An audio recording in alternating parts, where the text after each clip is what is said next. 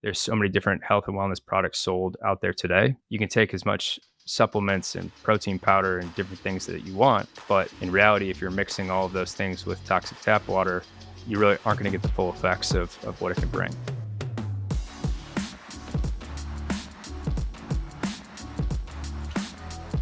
Welcome back to the Fitt Insider Podcast. I'm your host, Joe Veneri.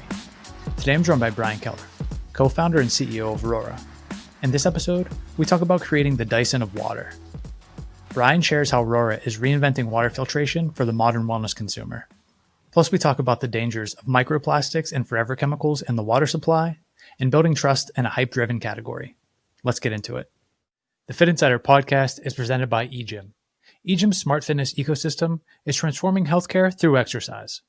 Combining strength equipment with AI-powered software and corporate wellness platform WellPass, it's leading the shift to proactive preventative health. Learn more about EGYM's intelligent workout solutions at egym.com. Hi, Brian. Welcome to Fitt Insider. Thanks for joining us. Thanks so much for having me. Yeah, let's jump into it with a quick introduction about you and Rorra, and then we'll break it down. My name is Brian Keller. I'm the co-founder and CEO of Rorra, and we build innovative water filtration solutions for drinking and bathing water. Awesome. And then how long at this point, maybe when did you launch? What was the initial kind of product that you launched with? And how are you thinking about now? It's like already starting to expand that category. Yeah, definitely. About 3.5 years ago, I had a daughter. She had really bad eczema, and we were trying to figure out what the issue was. And doctors are giving us steroid cream, telling us to make sure we bathe her every single day, and didn't really want to put steroid cream on her every day. And it always seemed like the more we bathed her, the worse it got. And so, we tried a lot of different types of things. We finally got a filtered shower head, and within a couple of days of bathing her within that water, she had perfectly clear skin. And so it started leading us to look into, okay, what was in our water? And if that's affecting her skin so much, what about the water that we're mixing her formula with that is the only thing she's consuming? And so, we started looking at different products on the market, and it seemed like it was one plastic product after the next that had a lot of bold marketing claims without a lot of data and science to back it up. And we really just wanted to build something that we were comfortable having on our countertops and could trust for our families. We started working with an engineering and design firm out in New York. My co-founder, Charlie, got on the phone with the 40 best filter manufacturers all over the world. And we started building this product from scratch that we wanted, something that had better filtration efficacy, was made out of better materials, and was simple and easy to use. And so started designing our countertop system, which is 2.5 gallons, medical grade stainless steel, and can filter out everything from microplastics to forever chemicals, and everything in between. So we launched about 10 months ago, and things are going really well.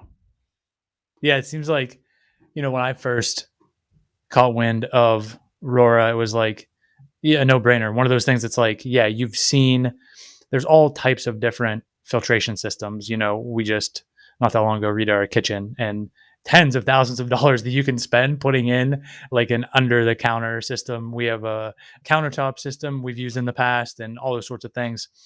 There's not a lot of options that just kind of like in this direct-to-consumer that I can go buy, trust, and really know what I'm getting. When you said, hey, we started researching this category, what did you make of the options that did exist, how easy or difficult they were to purchase, understand, and really install, and then how you thought about maybe doing that differently? Yeah, I mean, when we initially looked at it, I had a master plumber come out and quote us on a whole home system, and it was going to be like $12,000. And I was like, okay, that can't be the solution for everybody. There's got to be a better way. Went online, started looking at it, and it was really tough to determine which ones actually worked, which ones had testing data, what do those tests even mean?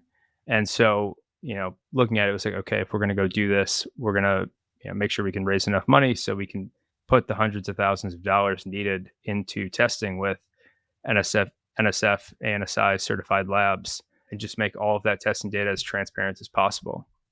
And so, all of our tests are on our website. You can go even download all the raw data. And we were just really wanted to build something that was going to be as transparent as we could as possible with people.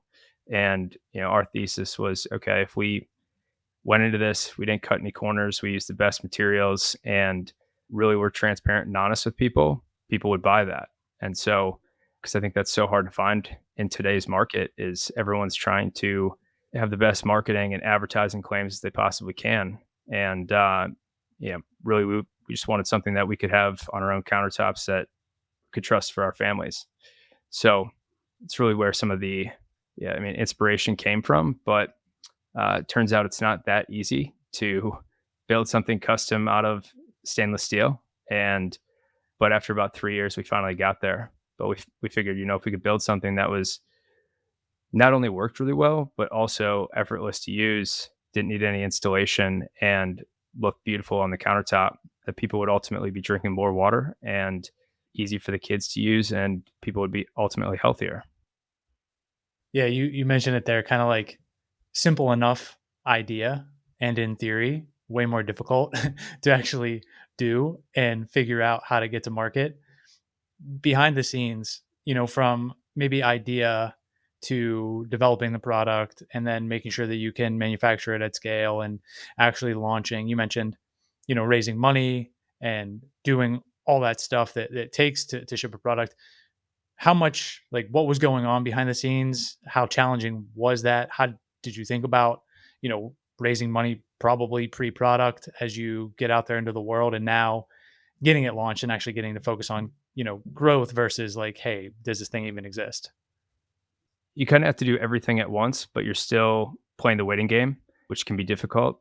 You have to build out an entire business model and everything without having any sales to back it up, right? And so I think a lot of people probably go through this when starting a business. And luckily, we had experience. We had done it once before, but building out 3-year growth projections and things like that without having a product that exists can be a little daunting. But we kind of knew what we could expect, at least in this health and wellness category, at something around this price point from some previous experience. But there's so much testing going on. We're looking at different samples. We had so many different pieces of different products all over our offices. My co-founder went back and forth to China multiple times and testing, so many different filters and seeing the performance. And then you got to wait a couple months for those tests to get back while continuing to move forward everything else. So I think we got lucky early on, meeting a couple of really great investors that were able to introduce us to the next people and really believed in our vision, and have really been, a big part of some of our success early on. In those early times when you're talking about raising money, kind of building the plane while you're flying it is like the cliche, and then also convincing people to get on board with this idea. How much was it the kind of both pitch and vision? We're going to build this kind of water safety filtration platform, or was it initially, hey, we have this kind of countertop system, given your experience with your daughter, yes, we want to go into the shower heads? Was already at this inception like, we're going to offer multiple products, this is how we expand, this is, what this long-term vision is? Or is that still evolving and taking shape? Yeah, right from the jump, we really wanted to build like the Dyson of water filtration. So not something that's just works really well, but also effortless and looks beautiful doing it, and really kind of has a design stamp on who they are. And, we knew we wanted to build a shower head. We'd been testing, as soon as we built one with a bigger filter, we were testing those out in our showers for probably 2 years before we even launched that product, kind of simultaneously with the countertop system. But with drinking water, you can do so much more from a contaminant reduction perspective. And that has so many more implications on overall health. And also the space where we really felt like there's a big opportunity to build something that looks and feels truly unique and is also fun and really easy to use. So, from when we were designing it, it was like, okay, everybody loves pulling a tap handle. It feels good. There's good weight behind it. There's a lot of satisfaction there. Okay, can we build that into this product? And if we can, that will look very unique. Be easy for kids to use. It'll be easy for even elderly people with low dexterity. And also, can it fit into the kitchen, right? So cabinets are 18 inches off the countertop. We wanted to make sure that we could fit it underneath that with a spout height that was 6 inches off the countertop, at least, so that you could fit any pint glass underneath. and also have it hold at least 2.5 gallons of water. So though that feels kind of simple, to actually get something that works really well with fast flow rate and a great user experience and also really great filtration took a bit of testing and refining before we really got there. When you're doing that, obviously the manufacturing, it sounds like you were dialed in terms of the user experience, the specs, all that stuff. What was happening from the kind of customer research side, just recognizing people now when it comes to health and wellness are way more focused on what they're putting in their bodies? Was it also looking at and saying, hey, if we can tie this to the water reports, if we can tie this to data, if we can show people what we're removing from the water and the impact that it's having, how early were you thinking about incorporating that, and what type of role does it play kind of in the user experience now?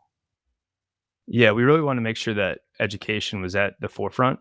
And so we actually spent a lot of time building our What's in Your Water feature on our website. So we want to make sure that was a really great user experience, not only to show people what was in their water, but the health effects that that could have on the body. And so we really spent a lot of time with a great design and branding agency building out that UX, how it would look and feel. Because in this industry, especially in what we're doing, there's a fine line you have to walk between fear mongering, being optimistic, and we really just wanted to be able to present the facts to people and give them the resources to make their own decisions. But I would say that education piece still is a big focus of what we do today. We do run a lot of like top of funnel sorts of ads and things like that with just helping people find out what's in their water and better educating the consumer. And we know that if someone's coming to our website, whether they decide to buy our products or not, we can provide a lot of great information to at least help them understand what's in their water and understand they should be filtering it, because our tap water in America is significantly worse than it was 30, 40, 50 years ago. I guess how challenging is it? You've mentioned a couple of times, we don't want to be like fear mongering. We don't want to have too much hype, especially in a category that is known for kind of snake oil. When in reality, like the issue of water quality and safety is like very important. So how do you strike that balance between being like over promotional and marketing and really leading with the data and trust factor? Yeah, I mean, I think it starts with presenting that information on the website. And it's also how you present it, right? So all of our data that we have on the website for all of our tests shows the average reduction over the entire lifespan of the filter. We're not just going to show you we can reduce up to 99.9%. It's like, no, we're going to show you we can reduce 99.6% over the duration of the filter for this contaminant. We can do it for this contaminant, and really just being straightforward and honest with people. And then how do you walk that line? It's also, we really focus on making sure we don't use any hyperbole. So we make sure we're using reduce and not remove, making sure we can use just the right terminology in different things, and then just presenting the facts as they are. So, 95% of US water systems tested exceeded safe limits for at least one carcinogen. That's a fact that from the test that the EWG ran. We always make sure that the different studies and things that we're referencing, the National Institute of Health, the EPA, the EWG, different studies that have multiple different sources of study behind them, and just making sure we're leading with the facts, but also presenting solutions for consumers. Because I think, especially in today's day and age, there's so many things on Instagram and things like that that'll just be like almost a scare tactic to get a lot of engagement, where they're not really providing a solution for that. So we want to focus on anything that we are presenting data for is something that is a solution that we can provide with one of our systems. It's still super early. You mentioned like under a year since like formally launching. Do you have a sense now of what is resonating with people when it comes to messaging, whether that's a specific kind of like ad copy format, or more broadly, like this overarching messaging, no matter how it's remixed, it really seems to be like moving the needle, and people seem to get what you're saying as it relates to like this broader water quality issue? I think microplastics has been a big topic of discussion, forever chemicals, lead. Those are the things that people are really worried about and looking for a solution, because there's so much documented studies and things to show the impact of it. I would say microplastics is a bit less. It's still a lot of emerging studies and things that are coming out about it, especially with nanoplastics, because we can't test down to that degree of fidelity. And the other aspect of microplastics is that they find the most microplastic content, nanoplastic, in the brain. So you're not going to be able to do a lot of studies on that until somebody has passed away. But they find 20% or 20 times more buildup in the brain of micro and nanoplastics than any other organ in the body. But I think those, kind of three things, but also really focusing on the aspects that make our system unique. So medical grade stainless steel, I think people really, can trust that and are trying to get the plastic out of their kitchen. And then, just the, I'd say unique aspects of what we can filter out, everything from, the herbicides and pesticides to volatile organic compounds, really just showing people the wide breadth of what we can filter out. This episode of the Fitt Insider Podcast is brought to you by EGYM. EGYM makes some of the most innovative strength training machines on the market, but that's only one part of their integrated ecosystem. With connected fitness equipment, AI-powered gym software, and a comprehensive corporate wellness offering, it's forging the future of preventative health. Partnering with companies worldwide, EGYM's WellPass program improves employee health by expanding access to premier fitness and health facilities. Upgrading gym floors, EGYM equips every operator with smart equipment and AI tools to create hyper-personalized training plans for every exerciser. Putting it all together, they're transforming healthcare through exercise. Experience the power of EGYM's ecosystem at egym.com. Even as we're talking about this, and you mentioned the Dyson of water, which makes a lot of sense and is a huge opportunity. And it's so much of it has to do with health and wellness and what we're removing from the water and the impact that has and the result. Given that, do you think of Rorra as like a wellness product, as a consumer appliance, as something other than that, some combination? Like, where do you put it? I'd say it's in the health and wellness category. I think that's where water filters fall. It could be also a kitchen appliance. When you go to do the drop downs on any of the websites for things you got to fill out, it's usually one or the other. But I think it's interesting because every person drinks water, right? We consume more water than anything else. And there's so many different health and wellness products sold out there today. But in reality, if you can nail down your sleep, air, and water, you can cover a majority of the different aspects of your health that are really kind of the pillars and building blocks. And you can take as much supplements and protein powder and different things that you want. But in reality, if you're mixing all of those things with toxic tap water, you really aren't going to get the full effects of what it can bring. As you're thinking about customer acquisition and maybe even this, whether it's messaging or the wedge into like a broader market, are you targeting people specifically around this foundational aspect of health, or is it more of what happens a lot of times with especially, some wellness focused products that are maybe higher end or reinventing a category? They're targeting health optimization, biohackers, performance, high performance, or is it like just given that everybody drinks water, it's more broad? How do you think about those different customer cohorts and then how you reach each one? Yeah, I think there's a bit of different messaging for different cohorts, right? I would say we definitely have a consumer that's like the entrepreneurial biohacker, looking to get the best performance out of themselves. And so with those types of people, you really lead with what our system can filter out, because they probably know what forever chemicals are. They probably know what microplastics and these different types of content is served to them regularly. But then there's also young mothers who, maybe are thinking about water for the first time. And so, the fact that it's easy to set up, that you don't have to do any installation, doesn't need to be plugged in.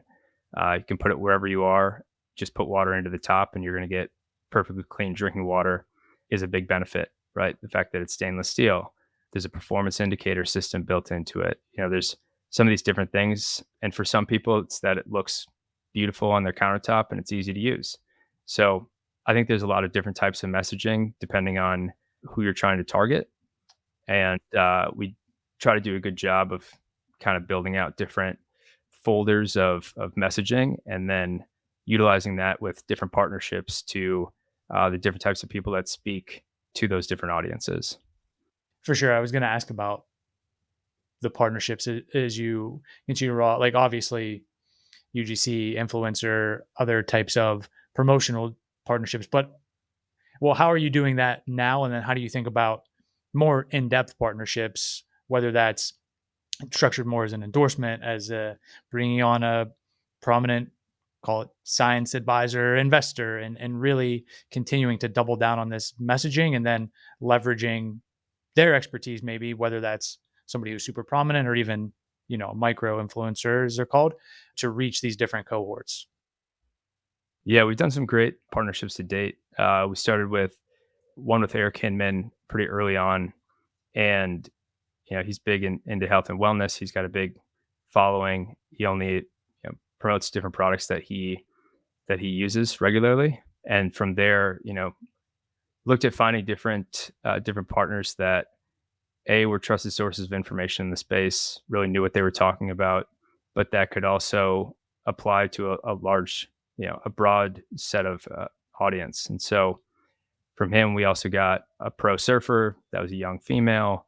We've done partnerships with Michael Chandler, who was a UFC fighter, and different people like Jen Cohen, who's author, large in the fitness space. But people that were really known for doing tough things in their everyday life and keeping a very disciplined regimen that would really be able to communicate the value proposition of what we were delivering, but to different audiences. So we've got a big partnership actually with Andrew Huberman that will kick off on Monday.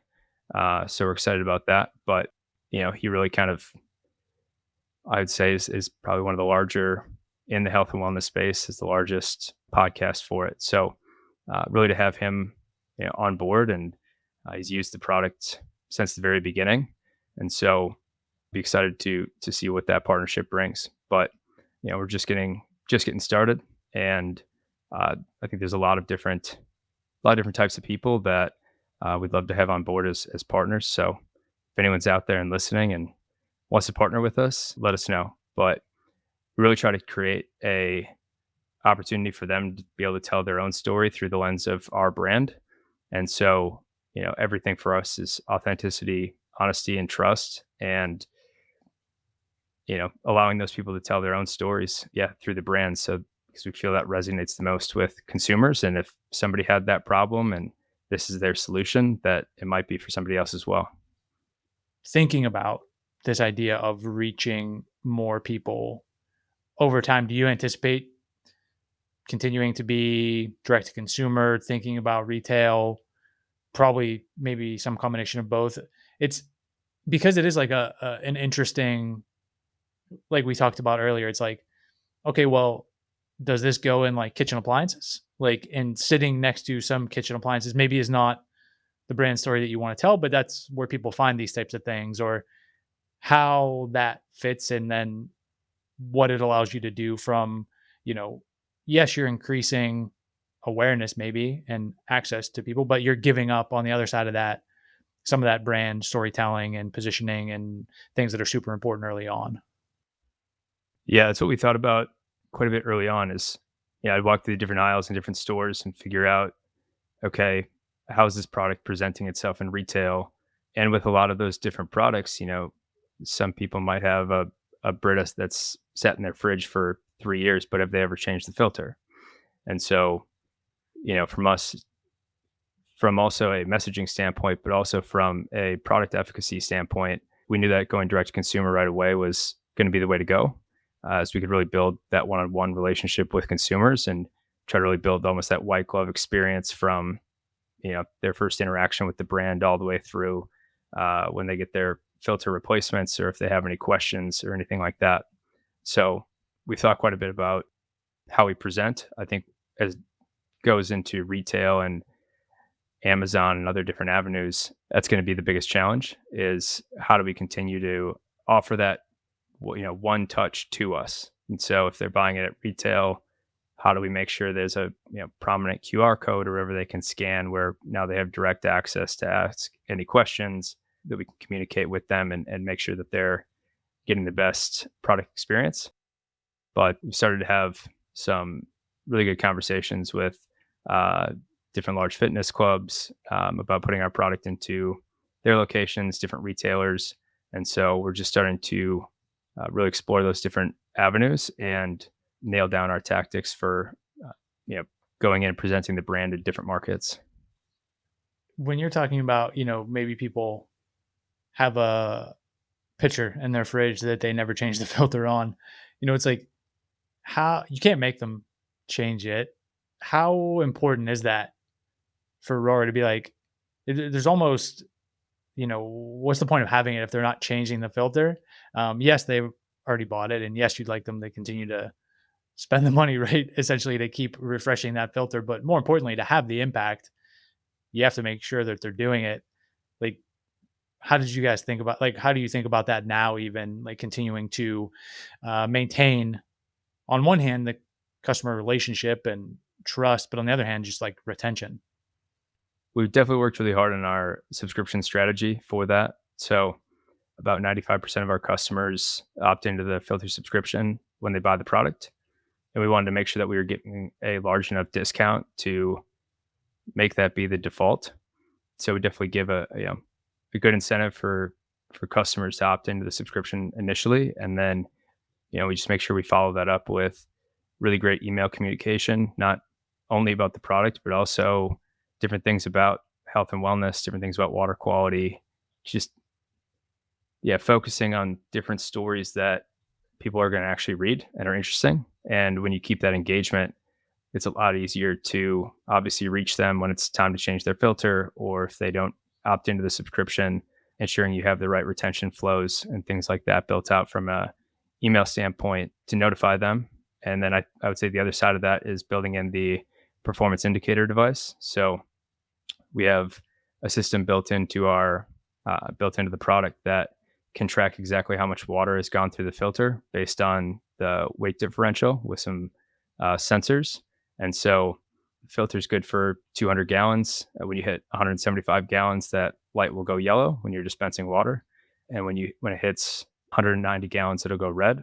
So, you've got about 2 weeks and then 2 to 3 days before it's time to change the filter. And I think that sort of like check engine light mentality is something that everybody is commonly used to. And so building that in a subtle way, but also very prominent when anyone is dispensing the water, I think is a good thing to ensure that people are changing out their filters so we can guarantee the efficacy of all the different reduction claims that we make on our website.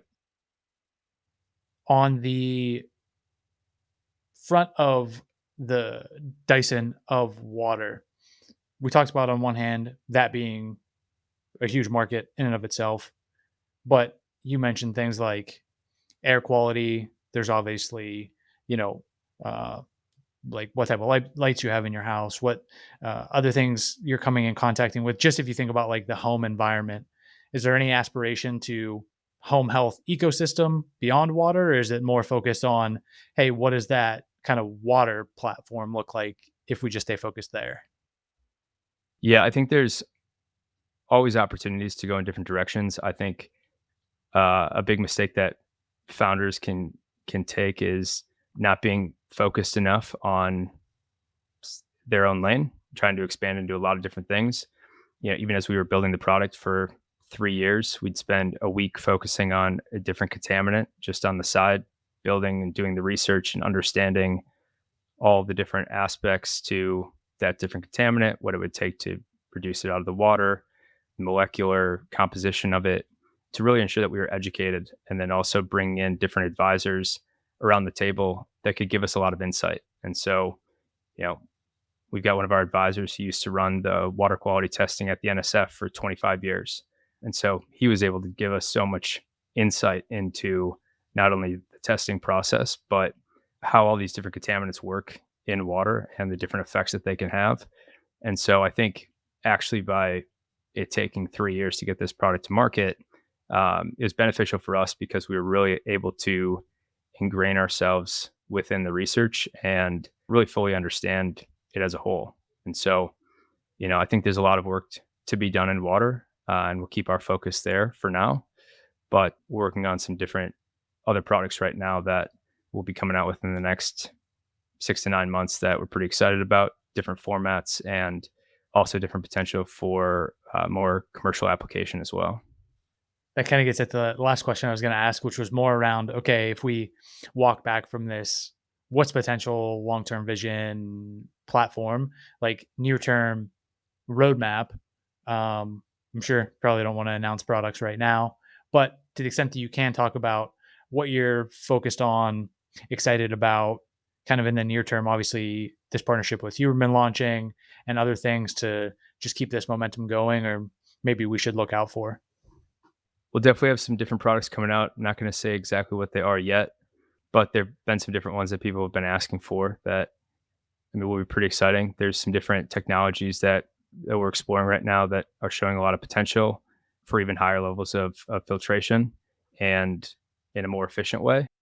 But I think, the long-term vision is we want to be that trusted source of information for water quality, for how it impacts your health, and that people know that they can come to us and we're going to give them an honest answer. And we're also going to give them, a solution. And so I think there's still a lot of areas in the home where people contact water for us to solve, but we really want to be that full ecosystem of products that can deliver the solution that people are looking for from a drinking and bathing perspective. And then for folks that want to follow along, maybe check out the current product, see when new things are dropping, where would you point them? Anything you want us to check out? Yeah, you can go to rorra.com, RORRA.com. You can find out what's in your water. You can also check out our countertop system and our filtered shower head that we came out with about 2 months ago. You can also check out our rigorously tested page to see all of our different contaminant reduction tests, all the raw data, download it for yourself, and educate yourself on the infrastructure and water quality issues you're dealing with today. Perfect. We will get everything linked up in the show notes, make it easy to find, and appreciate you joining us today. Yeah, thanks so much for having me. Thanks for listening to today's episode. If you got value from the conversation, please consider subscribing and sharing the podcast with a friend or colleague. It's a massive help. And if you want more content like this, including news and insights on the latest industry developments, subscribe to the Fitt Insider newsletter at insider.fit.co. And one more thing, you can learn more about our recruiting and consulting services at fit.co. That's FITT.co. I'll see you here next week.